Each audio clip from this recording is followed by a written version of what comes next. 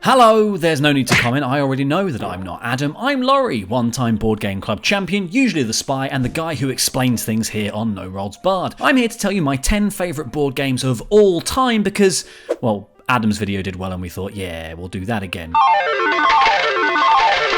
It's content that satisfies the algorithm. It's algorithmatent. It's also a chance for you to peek into my collection and as a result my brain to see what makes me tick, giggle and supremely happy, which is usually only reserved for close friends and a handful of trusted prostitutes. So there's that. List ahoy! Number 10, Dungeons and Dragons. Yes, I am completely aware that D&D is not a board game, but Adam said controversy is dollar, so you can suck it, bitches. Don't at me.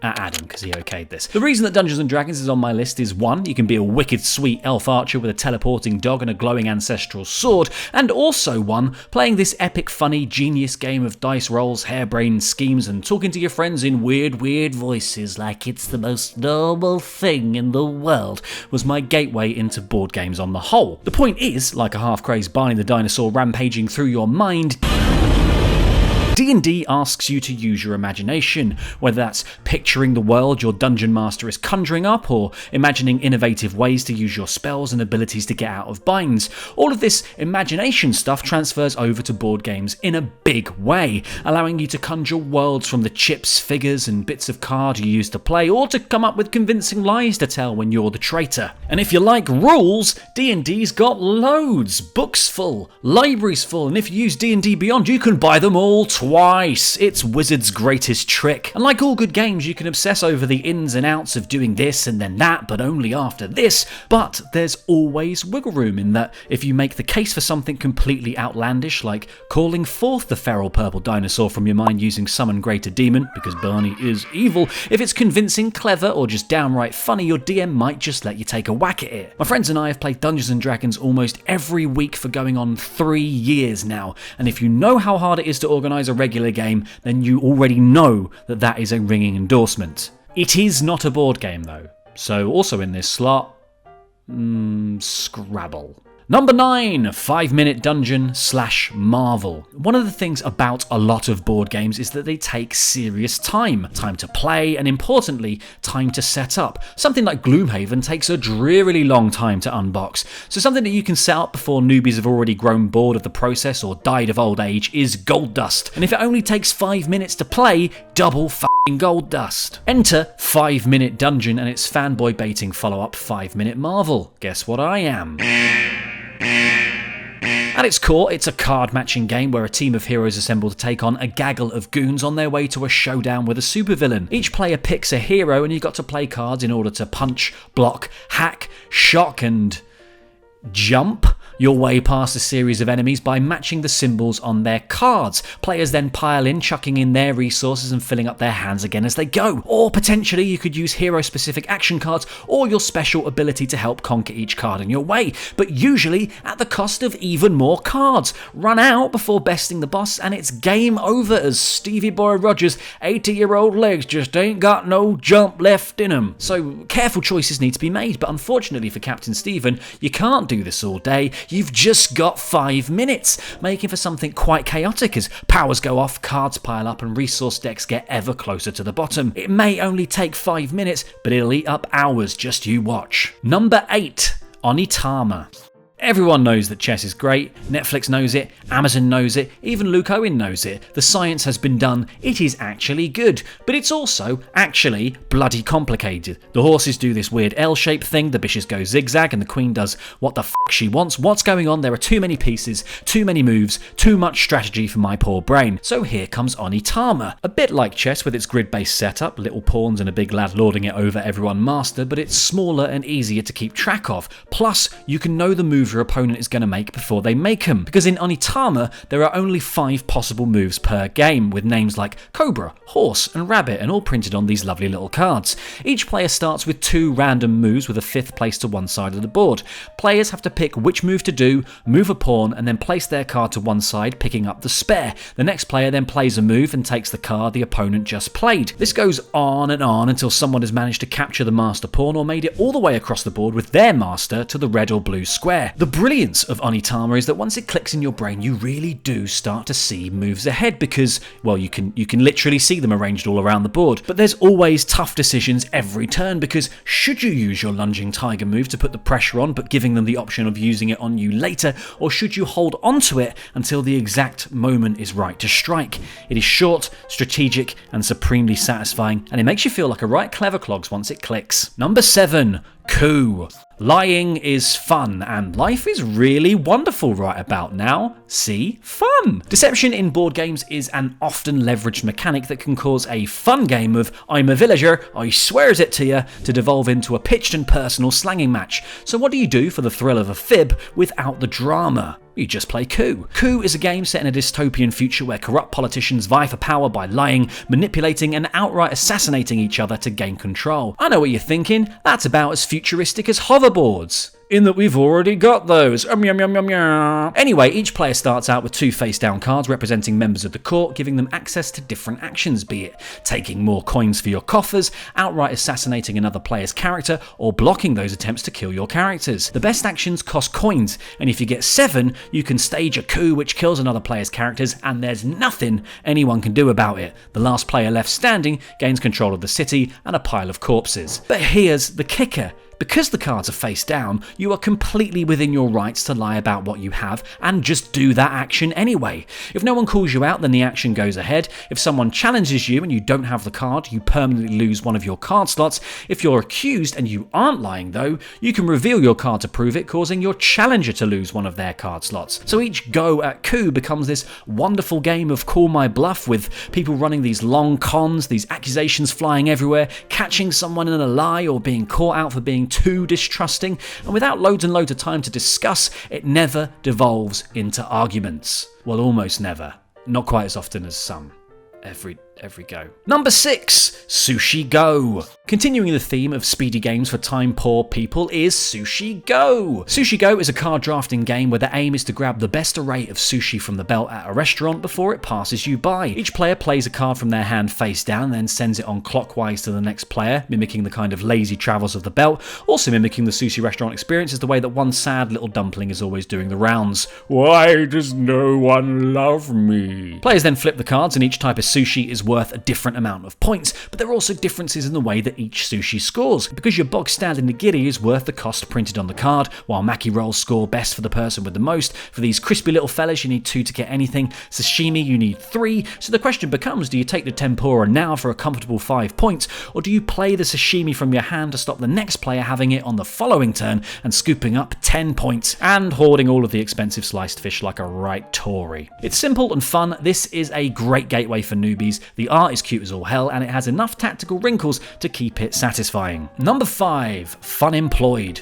Job interviews are fun, right? We all love that bit where we have to be like, why do I want to work here? Well, I can't think of anything else I would rather spend my time doing than working here. Nothing at all. But what if a job interview was a party game though? Because that's what Fun Employed is trying to be. The concept is simple. Each round, one player takes on the role of the interviewer with a card that says which job they're interviewing for, and players make a case for why they should be hired using the 4 qualifications in their hand and sort of barefaced sycophantic flattery. I always liked you. I always did. Pick me, Joe. Pick me. After a player has made their pitch, the employer can then ask them about something else that's on their CV, playing a qualification from their hand and asking the interviewee to justify it, like, yes, of course your DeLorean Russian accent and shadiness make you the perfect spy, but how do you explain these tentacles?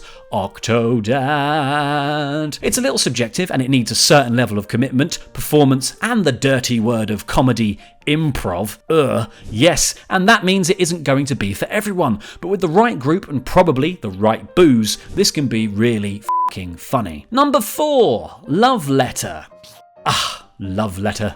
The Tinder of the old times, where there was only one profile and everyone was trying to swipe her. At its heart, Love Letter is about luck, deduction, and bluffing as players draw characters from a deck to represent the help they've acquired in ferrying their notes to a princess who's locked in a castle. Each turn, you draw one, choose one of the cards in your hand to play, and keep one, passing the turn to the next player. But the goal is always to try and keep a high-value card in your hand, because once the deck of 16 has been drawn through, everyone compares what they've got, and the biggest number wins. But you don't want to give away what you've got, not, because some cards let you guess another player's hand, and if they guess right, that person is out. There are also cards to compare and contrast, sneak a look at other players' hands, or make them discard, so it's all about throwing players off the scent, trying to get a read on what they've got before they play it, and sometimes just a hit and hope attitude. Love Letter is one of those games that even my dad got into, which is one of the reasons that I personally love it. We played it for hours at Christmas a year or so back, and he was soon bluffing away like a champ, which kind of makes you wonder what else he's been lying about all these years. Number 3, Keyforge. I bloody love collectible card games. As someone who grew up during the Pokemon boom, I was all in, baby, and I even transferred over to Yu-Gi-Oh! When that came out because I fancied myself as a faux Egyptian edgelord. But the problem with trading card games is that you often feel like you've activated the publisher's trap card. Booster packs cost how much? There's a new expansion already? I don't have $400,000 for a Charizard. So then there's Keyforge. Unlike most TCGs where boosters are blind and getting a competitive deck together is a real process, Keyforge does something interesting, because not only do you just buy a whole deck outright, no two decks are the same. Each deck is comprised of an assortment of cards drawn from 3 of 9 houses and is utterly unique. No deck in the world will have that exact combination of cards. Each deck also has a unique name, like Clement the Curiously Farsighted, or Goose Chase Rhubarb, Temple Guardian. The only thing not unique is how they all sound like Fall Out Boy song titles. Now, Keyforge is all about playing creatures, actions and items in order to capture ether, the in-game currency. Get 6 of the buggers, and at the start of your turn you can forge a key. Forge 3 keys and the game is yours. The catch is that only cards from one of your houses can be activated on a turn. So a turn might call for the smashing power of Brobnar or the light-fingered shadows to rob your opponent's ether, or you might want to play Dis and completely ruin all of your friendship, because Dis are right f***ers. That's likely why they're getting rotated out of the game in the new Dark Tidings set. The art is great, the houses are all strong in unique ways with themed effects, and the core loop is contagious. The only problem I have is that not all Keyforge decks are created equal, and sometimes the one you bring to the table is just unapologetically pants. I guess you need to buy more decks. You triggered my trap card! No! Number 2, One Night Ultimate Werewolf. Lying is fun, and I definitely haven't said that already. And if there's one game type famous for a few fibs, it's social deduction. And of all of the social deduction games, the one that has eaten up the most of my time like a hungry hound at night and become the go-to game whenever my friends from university get together is One Night Ultimate Werewolf. It functions quite similarly to its long-form cousin in that it's mostly calling people sus quite loudly, but plays out over just one night, so any frustration does not last long, and it doesn't need a moderator, just the calming voice of an app. You were found out. You lose again, you loser. Essentially, a team of villagers are tasked with discovering a werewolf or werewolves in their midst with incomplete information. Now, during the night phase, everyone closes their eyes and people in different roles essentially mess with the cards when they wake up, or discover their accomplices if they're part of Team Lycan. And once everyone does wake up in the morning, it becomes a tense game of sharing information to piece together the puzzle of who is what, or who thinks they're what, and what card they are now that things are switched around. All the while, some hairy moonlight tar is spreading falsehoods to throw you off the scent. The scent of dog. After just 10 minutes of talking it out, you got to vote on someone to kill, and everyone points at the poor unfortunate they've picked at the same time, and inevitably, they're just a run-of-the-mill, thicker than the average villager, and the wolves have won again. It is so fun and quite shouty, and it's taken up far more of my time than I'm proud to admit. Number 1, Smash Up. My all-time favourite game ever is Smash Up. It is also the absolute Marmite of games, but I fucking love Marmite. Look at what this game made me do. I'm a maniac now. Smash Up calls itself a shuffle-building game because each player takes 2 themed decks of 20 cards, stuff like zombies, ninjas, or mythic horses, and shuffles them together to create one deck. The Zombie Ninjas, or the Trickster Kitty Cats, or the Innsmouth Vikings, because of course there's Cthulhu. It is inevitable. There's tons of decks with all kinds of pop culture referencing clans, so if you like collecting and you like sleeving cards, the goal is simply to play minions onto bases, each minion having a strength that contributes to a score needed to break a base and remove it from play. The player with the most value there when the base breaks scores the big pot of victory points. First to 15 wins, and it is that simple. which is, I admit, not simple at all. And adding complexities are all the abilities of your cards, because the standard rule is that you can only play 1 minion and 1 action from your hand a turn, but so many cards break that fundamental rule, usually in heavily thematic ways. Aliens can beam up cards back to your hand, ninjas can sneak onto bases at the last moment, zombies can rise from your discard pile to overrun a base, smashing up 2 decks whose powers work in combination can have you playing 5 or more cards a turn. Can it be frustrating when things don't gel? Hell to the yes, but the fun is experimenting with a game that never quite feels the same twice, and somewhere in those 40 cards will always be 1 or 2 that can do something clever when combined, and that is my catnip. So there you have it, my 10 best board games of all time, and also some thoughts on D&D for free. You are lucky. If any of that inspired you to give any of those games a go, then check out the Amazon links in the video description, as buying through there helps us out, or better still, head down to your local game store when it's safe to do so and pick it up from there, because that is the kind of support that the industry needs right now. Subscribe to No Rolls Barred if you aren't already for more awesome board game content, and check out Adam's 10 best games list for even more hearty recommends. Bye!